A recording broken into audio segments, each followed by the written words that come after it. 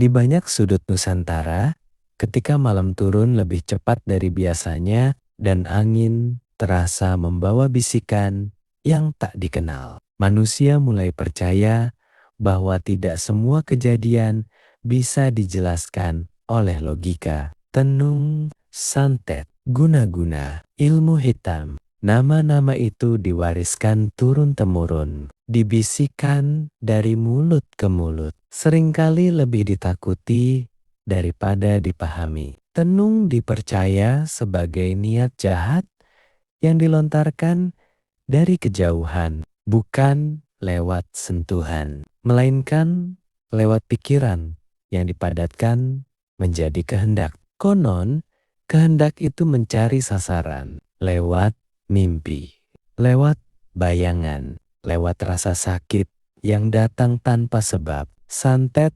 berbeda. Ia digambarkan lebih kejam, lebih terarah. Ada media, ada perantara, ada sesuatu yang dititipkan agar penderitaan seseorang berjalan perlahan, tapi pasti. Sementara guna-guna sering dibungkus dengan wajah yang lebih manis. Katanya untuk menarik, mengikat, membuat seseorang luluh tanpa sadar. Namun di balik itu tetap ada paksaan, tetap ada kehendak yang menabrak kehendak orang lain. Ilmu hitam adalah payung besar dari semuanya. Ia bukan sekadar praktik, melainkan cara pandang, keyakinan bahwa kekuatan gelap bisa ditundukkan asal manusia berani membayar harga yang diminta. Yang menarik,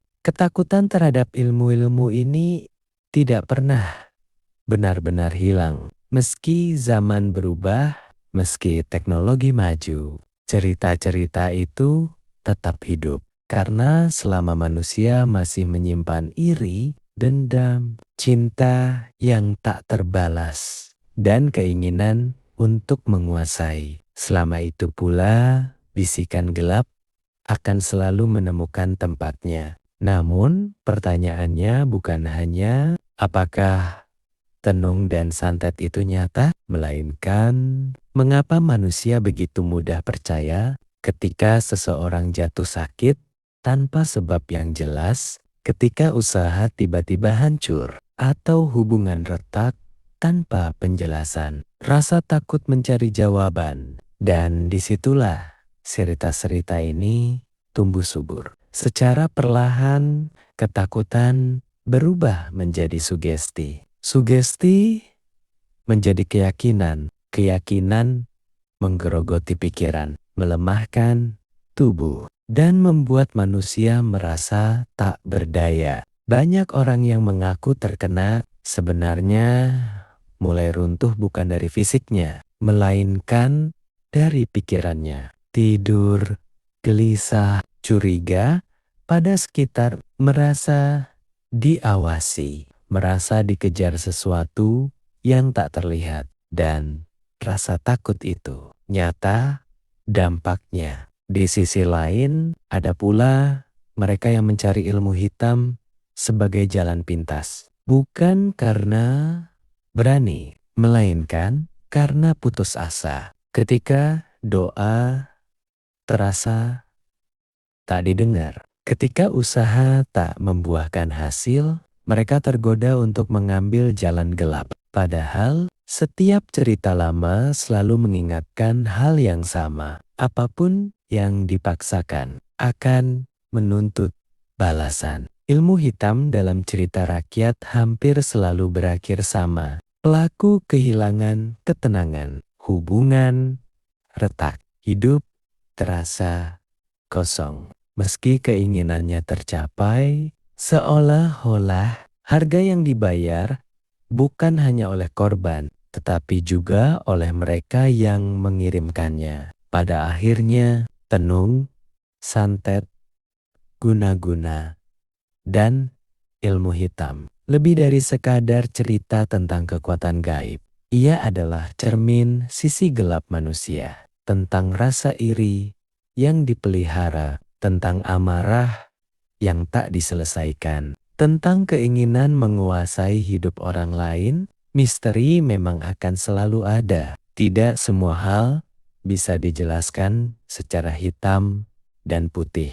Namun, satu hal yang pasti, ketakutan memberi kekuatan pada hal yang ditakuti. Semakin seseorang yakin dirinya diserang, semakin pikirannya melemah, dan semakin mudah hidupnya goyah. Sebaliknya, ketenangan, pikiran jernih, dan keyakinan pada nilai-nilai kebaikan seringkali menjadi benteng paling kuat, bukan karena menantang yang gelap, melainkan karena tidak memberinya ruang. Maka, ketika mendengar cerita tentang santet dan ilmu hitam, mungkin yang paling penting bukanlah mencari siapa pelakunya, melainkan bertanya pada diri sendiri. Apakah kita sedang memelihara rasa takut atau sedang membangun kesadaran? Karena pada akhirnya cahaya tidak perlu melawan kegelapan, ia hanya perlu menyala. Di sebuah desa kecil yang dikelilingi hutan bambu dan sungai keruh, hiduplah seorang pria bernama Raga. Usianya hampir 50 tahun, wajahnya keriput, matanya cekung, dan sorot pandangnya selalu membuat orang enggan menatap lama-lama. Raga dikenal sebagai dukun santet paling ditakuti di desa itu. Bukan karena ilmunya semata, melainkan karena setiap orang yang pernah ia bantu selalu berakhir dengan penyesalan. Malam itu, angin berdesir pelan. Lampu minyak di gubuk Raga berkelip seperti nyawa yang sekarat. Di hadapannya, seorang pria muda berlutut dengan tangan gemetar. "Pak Raga, tolong saya, istri saya direbut orang. Saya ingin dia menderita." Suaranya parau, penuh dendam. Raga tersenyum tipis. Senyum yang tidak pernah membawa kebaikan. Setiap permintaan ada harga, ucapnya pelan namun tajam. Ia mengambil boneka jerami, menusukkan paku berkarat ke bagian dada, lalu membaca mantra dengan suara berat. Seolah tanah ikut mendengarkan. Angin tiba-tiba berhenti. Hutan membisu. Di kejauhan, anjing melolong panjang. Pertanda sesuatu telah dilepaskan. Keesokan harinya, orang yang disantet jatuh sakit. Tubuhnya membiru. Darah keluar dari hidung dan telinga. Desa gempar. Namun, Raga hanya menghitung uang tanpa rasa bersalah. Ia tidak peduli bahwa setiap santet yang ia lepaskan sebenarnya mencatat satu hutang yang suatu hari akan ditagih. Beberapa minggu berlalu, santet demi santet terus dilakukan. Uang Raga menumpuk, namun malam-malamnya mulai berubah. Ia sering terbangun dengan napas tersengal. Tubuhnya basah oleh keringat dingin. Dalam mimpinya, ia melihat bayangan hitam berdiri di sudut gubuk. Tidak bergerak, hanya menatap. Belum waktunya. Bisik suara itu. Suatu malam, saat Raga membaca mantra, lilin tiba-tiba padam sendiri. Angin dingin menyapu ruangan. Boneka jerami bergerak. Perlahan Raga terdiam. Tangannya gemetar untuk pertama kalinya. Sejak saat itu, tubuhnya mulai sakit-sakitan. Dada terasa ditekan. Perut melilit dan darah kadang keluar tanpa sebab. Namun, ia menolak. Berhenti. Ini hanya gangguan kecil, gumamnya. Ia tidak sadar bahwa makhluk yang selama ini ia perintah sudah mulai menagih imbalan. Setiap malam Jumat Kliwon, ia mendengar langkah di atap gubuk. Suara kuku menyeret mengelilinginya. Warga desa mulai berbisik. Mereka melihat raga sering berbicara sendiri, menjerit tanpa alasan, dan menangis di tengah malam. Suatu sore, seorang dukun tua datang menemuinya. "Berhentilah, Raga, ilmu itu akan memakanmu," ucapnya lirih. Raga tertawa keras. "Aku yang menguasai mereka, bukan sebaliknya." Namun, saat dukun tua itu pergi, Raga melihat bayangan hitam berdiri di belakangnya. Bayangan itu tersenyum, dan untuk pertama kalinya Raga merasa takut. Malam itu hujan turun tanpa henti. Petir menyambar berkali-kali. Seakan langit ikut murka. Raga menggeliat di lantai gubuknya. Tubuhnya kurus, urat-urat menonjol, matanya merah dan cekung. Ia berteriak meminta ampun, namun tak ada yang datang. Bayangan hitam kini tidak lagi diam. Ia mendekat perlahan, sambil membawa suara jeritan dari semua korban santet Raga. Saatnya membayar. Suara itu bergema dari segala arah. Raga merangkak, memohon, menangis, menjanjikan apa saja. Namun ilmu hitam tidak mengenal belas kasihan. Satu persatu rasa sakit yang pernah ia kirimkan kembali padanya berlipat ganda. Tulang terasa patah, dada sesak, dan napasnya terhenti perlahan. Pagi harinya, warga menemukan Raga sudah tak bernyawa. Wajahnya membeku dalam ekspresi ketakutan. Mulutnya terbuka, seolah berteriak selamanya. Sejak kematian, fenomena santet, tenung, dan guna-guna dalam kehidupan manusia, dalam kehidupan masyarakat, terutama di wilayah Nusantara, istilah santet, tenung, dan guna-guna bukanlah sesuatu yang asing. Cerita tentang orang yang tiba-tiba jatuh sakit tanpa sebab medis yang jelas, usaha yang mendadak hancur, atau hubungan yang berubah secara drastis, seringkali dikaitkan dengan kekuatan tak kasat mata. Bagi sebagian orang, hal-hal ini dianggap sebagai kenyataan yang menakutkan. Bagi sebagian lainnya, hanyalah sugesti dan kepercayaan turun-temurun. Namun, bagaimana Buddhisme memandang fenomena ini? Dalam ajaran Buddha, dunia tidak hanya dipahami sebatas apa yang terlihat oleh mata. Buddha mengajarkan bahwa kehidupan terbentuk oleh hukum sebab dan akibat yang dikenal sebagai hukum karma. Segala pengalaman yang dialami makhluk hidup, baik menyenangkan maupun menyakitkan, tidak muncul secara kebetulan, melainkan merupakan buah dari sebab-sebab tertentu yang telah ditanam sebelumnya. Santet, tenung, dan guna-guna dalam pandangan Buddhis tidak dipahami sebagai kekuatan mutlak yang berdiri sendiri. Ia bukan entitas jahat yang bisa bekerja tanpa kondisi. Segala sesuatu yang terjadi selalu bergantung pada sebab dan kondisi pendukung. Tanpa kondisi yang sesuai, tidak ada akibat yang dapat muncul. Buddha tidak mendorong murid-muridnya untuk tenggelam dalam ketakutan terhadap kekuatan gaib. Sebaliknya,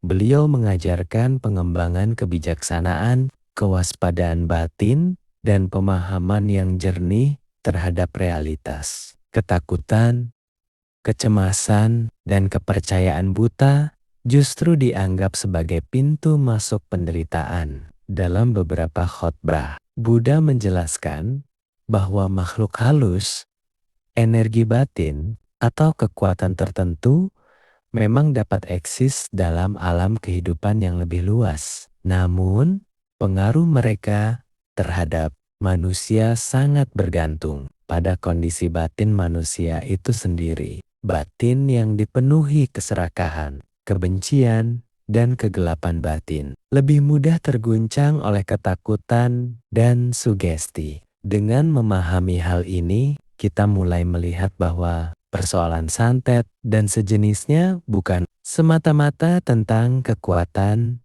luar, tetapi tentang kondisi batin di dalam diri kita sendiri. Pandangan Buddha, karma, batin, dan kekuatan niat. Dalam ajaran Buddha, niat adalah inti dari karma. Setiap perbuatan, ucapan, dan pikiran yang disertai niat akan meninggalkan jejak batin. Oleh karena itu, seseorang yang berniat mencelakai orang lain melalui santet, tenung, atau guna-guna, sesungguhnya sedang menanam benih penderitaan bagi dirinya sendiri. Buddha dengan tegas menyatakan bahwa kebencian tidak akan pernah berakhir dengan kebencian. Kebencian hanya bisa dipadamkan dengan cinta kasih. Seseorang yang menggunakan ilmu hitam mungkin tampak berkuasa sesaat, tetapi batinnya sedang terbakar oleh niat buruk, kecemasan,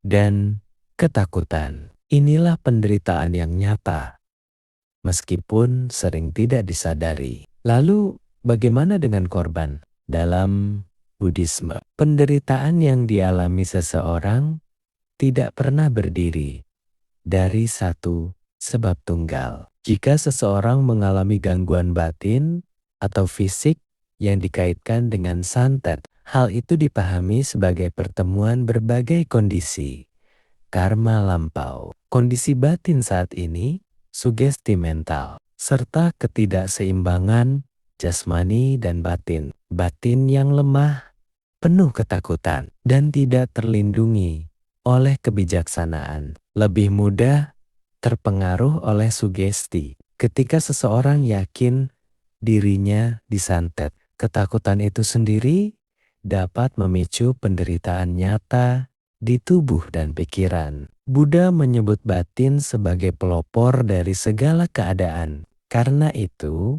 perlindungan utama menurut ajaran Buddha bukanlah jimat, mantra untuk mencelakai, atau balasan serupa, melainkan pengembangan sila, samadhi, dan pana. Moralitas menjaga perbuatan kita tetap bersih. Konsentrasi menenangkan batin. Kebijaksanaan membebaskan kita dari ketakutan yang tidak berdasar. Dalam beberapa sutta, Buddha menjelaskan bahwa batin yang dipenuhi cinta kasih dan welas asih ibarat rumah yang dijaga dengan baik. Energi niat jahat sulit menembus batin yang kokoh, tenang, dan penuh kebajikan. Sikap bijak menghadapi isu santet menurut ajaran Buddha. Buddha tidak mengajarkan pengingkaran terhadap realitas kehidupan, tetapi juga tidak mendorong kita untuk terjebak dalam ketakutan irasional. Sikap yang dianjurkan adalah kewaspadaan, kejernihan batin, dan tanggung jawab pribadi atas kehidupan kita sendiri. Ketika menghadapi isu santet, tenung, atau guna-guna, seorang praktisi Buddha diajak untuk terlebih dahulu menenangkan batinnya. Bertanya dengan jujur pada diri sendiri, apakah penderitaan ini muncul dari kemarahan, kecemasan, atau pikiran yang tidak terlatih? Dengan melihat ke dalam, kita menghentikan kebiasaan menyalahkan faktor luar secara berlebihan. Latihan cinta kasih atau metta bhavana menjadi perlindungan batin yang sangat kuat dengan memancarkan niat baik kepada semua makhluk, termasuk mereka yang kita anggap sebagai musuh. Batin menjadi luas dan tidak mudah terguncang. Energi kebencian tidak menemukan tempat berpijak dalam batin yang penuh welas asih. Buddha juga mengajarkan untuk tidak membalas kejahatan dengan kejahatan, membalas santet dengan santet, kebencian dengan kebencian, hanya memperpanjang rantai penderitaan. Jalan pembebasan justru terletak pada penghentian lingkaran tersebut. Pada akhirnya, ajaran Buddha mengarahkan kita pada satu kebenaran mendasar. Penderitaan berakhir bukan dengan mengalahkan orang lain, tetapi dengan menaklukkan batin sendiri. Ketika batin bebas dari ketakutan, kebencian, dan delusi, tidak ada kekuatan luar yang benar-benar mampu mencelakai kita. Inilah kebebasan sejati yang diajarkan oleh Buddha. Bukan kebebasan dari dunia, tetapi kebebasan di dalam batin.